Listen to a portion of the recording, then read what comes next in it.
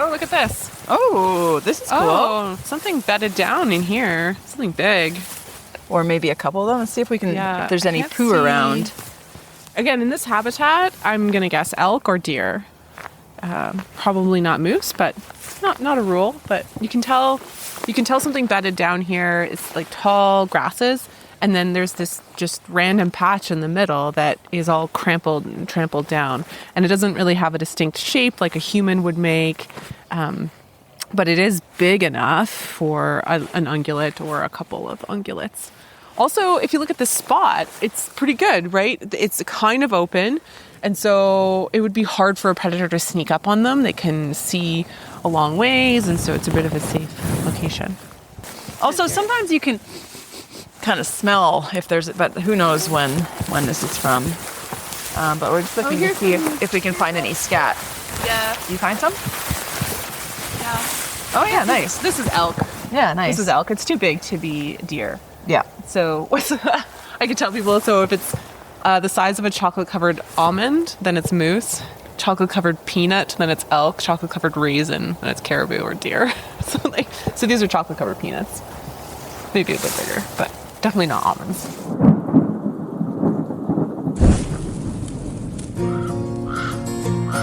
This is Yukon Wildlife and Wildfire. In this series, we take a walk in the woods and look at how the forest changes and evolves after wildfire. At every step, we're on the lookout for plants and animals, big and small. And sometimes we ask passionate researchers and experts to chime in. I'm Karen McCall. And I'm Carrie McClelland. We're both naturalists with the Yukon Department of Environment's Wildlife Viewing Program.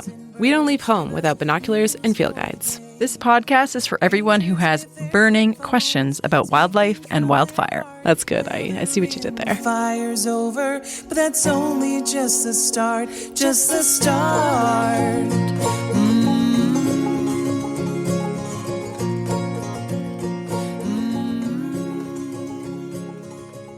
Carrie, do you think most Yukoners have a concept of how big the Takhini Valley Fire of 1958 was? I mean, I think we all know it to be a big fire. And we have an interpretive site at the Takhini Burn, which is kind of the center of what that area was. Yeah, the Kusawa turnoff. But the fire actually reached all the way towards the North Klondike Highway turnoff. So leaving Whitehorse going west, the turnoff to Dawson, the fire reached all the way there and covered this whole 50-kilometer stretch of the Alaska Highway towards Mendenhall. That's within city limits. Like, it came that close. Yeah, it was huge. And it also burned up to Lake LaBarge and west up to Braeburn. There was lots of big fires in 1958. That must have been a terrifying summer. We actually have a Yukon Nugget that captures that moment in time really well. I love Yukon Nuggets. They're like the Yukon version of the Canadian Heritage Minutes. But instead of being on TV, they're on our local radio station, CKRW. Bridging and uplifting. This is an abridged Yukon Nugget by Les McLaughlin. They started in early June, those devastating forest fires of 1958. One of the first to break out was in the 10-mile area of the Dawson Road near Lake LaBarge. The fire raged out of control over a wide area. It was quickly joined by huge forest fires on the Alaska Highway at Mendenhall, at Fox Creek and Carmacks on the Dawson Road, south near Teslin, and a particularly nasty fire at Squangle Lake. The southern Yukon was ablaze. Commissioner F.H. Collins called for outside help, and forest specialists were flown in from national parks across the country. All travel off the main roads was banned. In early July, the LaBarge fire continued to rage out of control and had joined up with the fires burning at Mendenhall and Stony Creek. It now raced through the Takhini Valley and destroyed buildings at the hot springs. I recall on a hot July day watching a towering plume of smoke over Whitehorse, rising many thousands of feet. It looked like a cloud caused by a nuclear explosion. Oof, that would have been a really intense summer. No kidding. But here we are, 70 years later. 70 years is enough time to have some full-size coniferous trees in the forest now. Jill Johnstone, who we talked with in previous episodes, is a boreal forest ecologist. Here's how she describes the forest before and after the Takhini Valley Fire. In 1958, this saw one of the larger fires in Yukon fire history. It was mostly white spruce forest when it burned, and then what regenerated was a lot of trembling aspen forest with white spruce and lodgepole pine developing in what we call a mixed wood, a mixture of aspen and pine and spruce. For the first 40 years of growth, it was really the aspen that dominated the canopy. And now, as we're past 60 years of successional recovery, we have a conifer-dominated canopy that's developed across a large part of the landscape. Here we have succession in action. We're seeing really how the forest changes over the decades. So you and I went to that fresh burn. We saw when just the little grasses and things were growing back. And then we went to the Fox Lake Fire and saw a 30-year-old recovery forest and a lot of aspen and other shrubby type things. Now we're looking at this 70-year-old forest, and it's a more mature forest. Although we did say in previous episodes that how the forest grows back is dependent on many factors, such as how the fire burned and which vegetation was present at the time of the fire. And I think it's important to remember with a fire this big that it's not going to recolonize at the same speed. So the plants aren't going to grow the same across such a huge, vast distance. And so if you look at the fire, the edges have a predominantly coniferous forest where the spruce and pine trees have grown up, and now that's the main vegetation. But in the very core, in the center of the fire, it's still mostly aspen trees in there. Yeah, because coniferous seeds can only blow so far in the wind. Right. It's hard for them to move. They little tiny seed legs. They can't cover big distances. Little tiny seed legs. The Takhini Valley is also quite dry. It's in a rain shadow created by the St. Elias Mountains, so that would have influenced the kind of conditions present when the fire burned. It also would change how quickly different plants can grow back.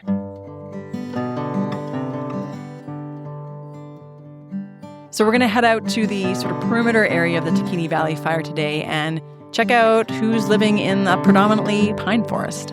All right, I'm excited.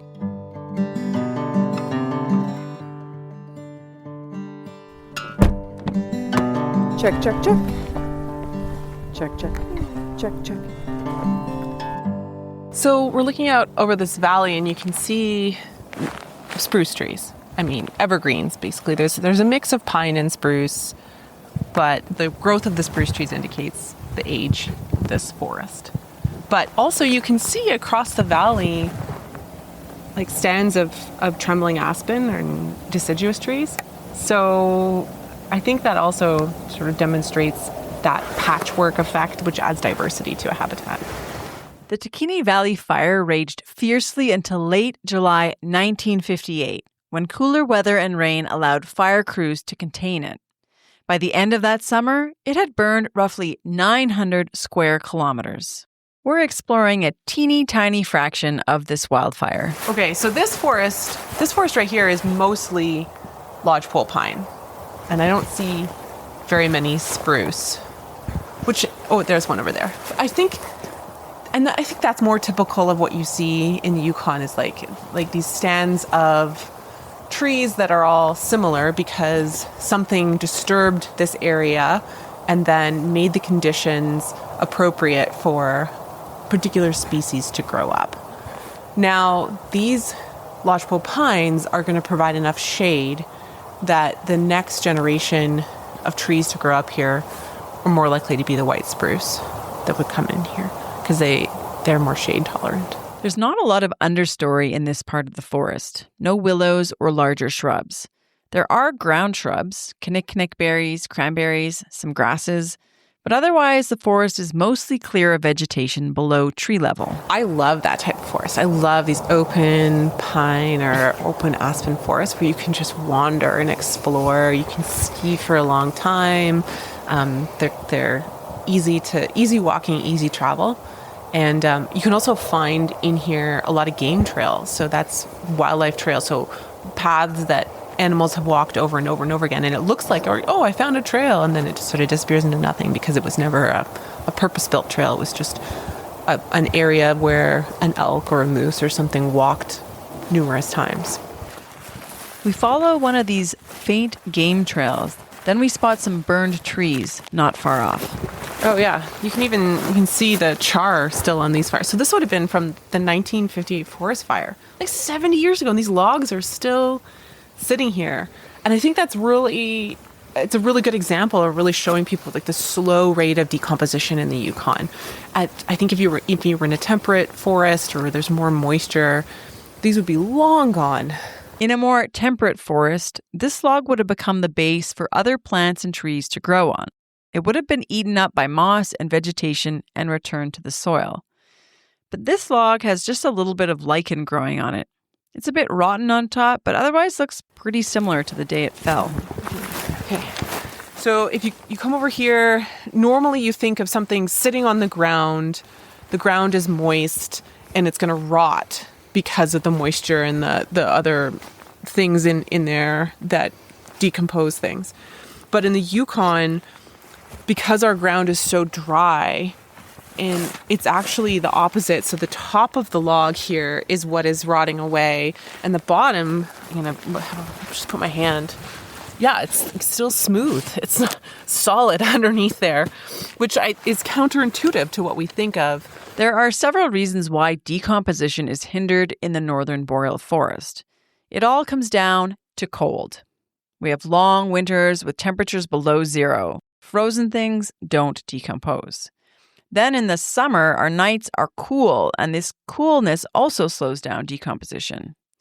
There's also the prevalence of permafrost, permanently frozen ground not far below the ground's surface. This acts like a refrigerator, cooling down the soil above, and again, slowing down decomposition. I think if I step on this, it's going to break pretty easily. And if you tried to collect this as firewood, it would just be paper. It's not solid by any means, but the fact that it's still here and it's still clear what happened to it. There's part of the wood that is just dry and old, and part that has burn marks on it that I think if you didn't know, someone might think, oh, there was a fire a couple of years ago. Nope, that was 70 years ago. And these trees are not returning, because they're not decaying, they're not returning nutrients to the system, to the ground. So they're not providing a way for other trees or plants to grow up here. So they're just kind of waiting their time for the next major disturbance. It's almost like a fire is needed to come speed this process along. To quote ecologist J. David Henry, fire is not only the dominant agent of disturbance in the boreal forest, but the dominant agent of decomposition. Without a fire or another major disturbance like a flood or an avalanche or disease, the boreal forest doesn't decompose very quickly. And that's the process that returns nutrients to the soil. Without decomposition, the forest doesn't rejuvenate, and in the absence of new growth, the forest will eventually become stagnant. For this forest, that's several decades away yet. But today, the forest does feel a bit listless, probably because it's early fall. There will be a lot more action here in spring, when migrating birds return, and resident birds are also more active, looking for mates. For more on birds that live in pine forests, I check in with Shyloh van Delft. She's a longtime volunteer with the Yukon Bird Club and Society of Yukon Bird Observatories. Shyloh got into birding at a younger age than most. As a teenager, when other kids were focused on fashion and flirting, birds stole Shyloh's heart. I guess the interest in birds has kind of been a thing for me my entire life, but I became formally involved in birds when I joined the Yukon Bird Club when I was 13, after we moved out to Tagish, and just being in a place like that, which is one of the top migratory layover spots for migratory waterfowl. It's just really inspiring for a coming up birder. So yeah, it really took off from there. Shyloh says a lot of birds you would look for in a pine forest could equally be spotted in a spruce or mixed forest. But some specific birds come to mind. When I think of mature pine forests, I often think of flickers, northern flickers. Red crossbills are another one that come to mind, and black-capped chickadees and spruce grouse. Honestly, even though spruce is in the name, I find I often encounter spruce grouse in pine forests. It's common to observe or surprise spruce grouse in coniferous forests. It doesn't matter how many times they pop out of the bush beside me, I always jump. I think the surprise is mutual. There are more nuances than this, but it's usually the orange tip of their tail feathers that clue me in that they are spruce grouse. Shyloh says the chicken-like birds are sometimes called fool hens because they freeze in the face of danger. She says they spend a lot of time skulking quietly around the forest floor, looking for food. They're on the hunt for berries, as well as the seeds from cones that have fallen to the forest floor. A lot of people watch them harvesting rose hips, for example, later in the fall. If you spend time watching a spruce grouse moving through the forest, it's pretty fascinating. They move in slow motion. Their bodies are very fluid. It's almost like just their legs are moving. And then their head has this little bob to it. And sometimes if they're feeling a little concerned about you or they're calling to another member of their flock, they'll make this very kind of quiet, like cooing or clucking sound. Not quite like a chicken. It reminds you of a chicken, but it's a lot sweeter sounding. They're really beautiful to watch. When they aren't dwelling on the ground, spruce grouse can be found munching on the needles of both spruce and pine trees. They look for newer needles higher up in the tree. They're more palatable. Another treetop frequenter is the crossbill, a finch. Red crossbills and white-winged crossbills are hardy birds. Some even stay in the Yukon year-round. Shyloh says if there's a flock nearby, you'll likely hear them. Crossbills are always, they're very noisy, so you can always tell if there is a flock up there because they've got a very distinctive call. It's kind of like this high, buzzy cheep cheep that they do. And you can hear the cracking and popping of the cones being cracked open too when you stand there and listen. So crossbills, as their name suggests, have crossed bills. The tips they kind of overlap, and they use them as pliers to pry open cones, basically to extract these small seeds that are inside. And something cool about them that I've heard is that usually when these chicks are born, their bills aren't crossed, but as they grow and develop, the bills cross over to one side or the other, and then depending on which side the bill is crossed over, determines how they are extracting seeds from the cones. So generally, they're holding the cones and they're spinning them, kind of like how you would eat a corn cob. And yeah, the way that their bill is pointed determines how they spin their corn cob. I kind of see some chewing, like that tree over there. Carrie and I investigate a spruce tree where a patch of bark is missing from a section of trunk at about head height. Yeah, this looks like it might be a chew from a porcupine. It's hard to know. Yeah, I think I see some teeth marks right here. So they're going for that juicy layer, and they like the forests that have a bit bigger trees because they climb up them and eat the bark, and so they don't want wobbly, pathetic trees. They like stronger trees. Porcupine use their big front teeth to remove the outer bark and get at the softer, more nutritious inner bark. Although they sometimes eat bark lower down on a tree, porcupine are built to climb, albeit slowly, and they often hang out and eat higher up in the crown of the tree. Our colleague Tom Jung is a senior wildlife biologist. He explains why this is. The first reason is because the bark and the underlying cambium of the tree is softer, it's more tender. So it's easier to chew, it's easier to get at, it's easier to digest, and it tends to be more nutritious. The further you get out on a branch or even the bole of the tree, the main stem of the tree, it's going to be more nutritious compared to lower down at the bottom. Tom says porcupines also like treetops for access to the sun. A fun fact is that porcupine like to bask in the sun quite a bit. They're looking for habitats that are a bit sunnier and have the food they need, and also will have winter dens. So typically little rocky cliff kind of areas as well. But to my knowledge, those are really the main things that porcupine are seeking out. And finding food is pretty easy for porcupine. So it may be some of the other characteristics that they're looking for, because they eat conifer trees, which aren't in short supply in the boreal forest. But many times you can see a porcupine in an area that's pretty sparse of conifer trees. I don't think they need too many. In winter, porcupine rarely venture more than a couple of 100 meters from their dens. In summer, their range expands, as does their diet. You could see them munching on fresh plants, leaves, and tree buds in coniferous and mixed aspen forests. While many carnivores, including lynx, coyote, wolf, even bear, would eat a porcupine, few dare. It's risky business to get quilled. The fisher is one of the few animals that regularly hunt porcupine. Like its prey, this big weasel is also an adept tree climber. With lightning speed, fisher attack the face of porcupine, the only place without quills. Lucky for porcupine, fisher are quite rare in the Yukon. The most likely place to see one is in the southeast corner of the territory. Tom says another animal associated with pine forests, though not necessarily as a food source, is the mule deer. I think I would say mostly in the winter because it makes good what we call deer yards.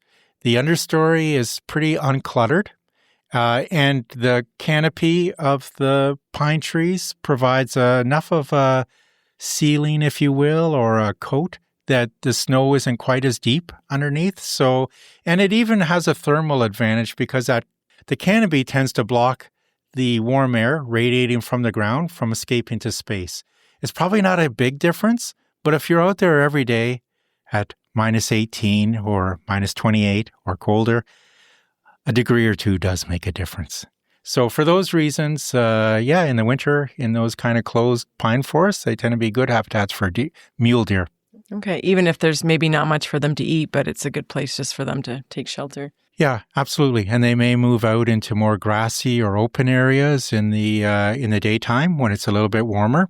And if they're not threatened by, people or predators, they'll move out and feed elsewhere typically. But that's where they'll come and seek shelter during inclement weather or the evenings. Tom says the Takhini Valley I'm in now is a known hotspot for mule deer. Look at the little elk tracks. Those are little ungulate tracks. Those are little elk tracks. Small one. The ungulates of this area, mule deer and elk, I wouldn't necessarily be looking for a moose in here. It's too dry. Moose really like those, wetlands. They like swamps and bogs and those low-lying areas. Now, it's not a no. Like, of course, with so many of these animals, they're always traveling over the land and they're moving to and from. But it's just that I wouldn't pick this spot to go looking for moose. But there's a squirrel right there, so obviously there are here. Moments earlier, Carrie and I had been talking about how we wouldn't necessarily expect to see a red squirrel in a pine forest. But once again, this wily rodent shows its versatility. Soon enough, we discover what this one is eating. Oh, interesting. Holy. Yeah, look at that. So it's a squirrel midden. Like, very clearly, there's lots of tunnels and everything. But it's got pine cones, not spruce cones, in it. All stacked up. Like, the squirrel is not going to be deterred by the lack of spruce. It's going for it. Yeah, that's super interesting. Yeah, we can see some whole cones still, and then like cone scales and the needles. Yeah, it's super cool. A typical squirrel midden or cache contains thousands of cones from white spruce, not lodgepole pine. In fall, squirrels gather and store the cones of white spruce in tunnels under the ground for eating the seeds over winter. These storage repositories are easy to find in mature forests. Squirrels often eat close to their middens, shucking the cones like cobs of corn and discarding the scales. These scales form substantial mounds. I've never seen a midden with pine cones before, though. Neat. Wow, that's something you don't see. Yeah, and the cone scales look so different than the spruce cone scales. Like, you can tell they really had to work hard. Yeah, work hard to break open those pine cones. That's an understatement. There's a big difference between the construction of spruce cones and pine cones. Spruce cones are pliable and can be easily flaked apart. Pine cones are physically hard to the touch and are sealed up tight with resin, which acts like a glue. Pine cones are uniquely adapted to wildfire. Oh, they're spiky and they're just sealed shut. Hard. Yeah, they actually hurt your hand if you grab them. They are protected and awaiting heat to open up. Heat is nature's solution for opening pine cones. The resin starts to melt at about 50 degrees Celsius. But fires are much hotter than that. If the cones opened in a fire, the seeds would be incinerated. Amazingly, they don't. The cones open after they cool, releasing the seeds when safe to do so. This is why pine trees can repopulate a burn so efficiently after wildfire. The seeds of lodgepole pine don't just survive the fire, they actually thrive from fire. And those seeds will one day feed a lot of crossbills and some squirrels too. So I feel like the red squirrel has become the unofficial mascot for our podcast. It's omnipresent. We can't get away from it. It's in every forest we go to. It's just always there. I was curious what our colleague Tom's reaction would be to the pine midden. And I also told him about the mushroom cache we found in the Fox Lake burn in our last episode. Squirrels can be surprising. Absolutely, they are species that we associate with dense, dark conifer forest, without a doubt. That's the home of red squirrels, but my goodness, they show up in some really bizarre places. So we've had a red squirrel that we saw up in the Alpine above Kuswa Lake, where no self-respecting red squirrel should be found. Completely open. You can't see a tree for several kilometers. I've also seen them up on the North Slope. One white spruce tree, and there's a squirrel in it. So I'm no longer surprised by them. I haven't covered as much ground in the Yukon as Tom, so I am still surprised by red squirrels. I was suitably impressed by the pinecone midden. Carrie, we've talked a lot in this episode about the kind of animals we might look for in a predominantly pine forest, but of course we know the Takhini Valley burn is massive and it's not all pine forest. In particular, closer to the center of the fire by the Kuswa Road, for those familiar with that, that area is more open Aspen parkland. So what would you expect to find there? So after you leave that edge that's been recolonized by conifers, you get more back into that open Aspen parkland forest. And so that's where you find the Takhini Elk herd. Yeah, and that's where we do our fall elk bugle event. Yeah, we do a number of fall events there because it's a beautiful landscape and terrain, and you can hear the elk bugling and then the colors changing. And I just love that ecosystem and that habitat. It's something that one might go nuts for. You're really stretching now. That was a bad That one. was, we're digging deep. I know. I think we should leave it on that note. Okay. Talk to you next time. All right, see you then.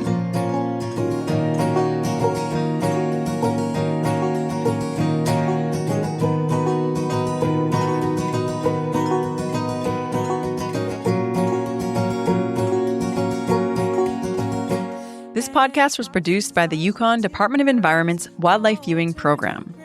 Mixing and sound design was by Mark Kepke. Our theme music, White Bark Pine, was written and produced in the Yukon by Dana Jenajon and performed in collaboration with the Bennett Sun. Fire's over, but that's only just the start. There are no white bark pines in the Yukon, but you already knew that. This song was inspired by the white bark pine that survived the 2013 Rim Fire in Yosemite National Park, California. To learn more about wildlife in the Yukon, go to yukon.ca/wildlife viewing. You can download guides, posters, and resources and find out about free walks and talks. If you enjoyed this episode, please subscribe and share it with everyone you know who appreciates wildlife. Thanks for listening. See you on the trails. For my home.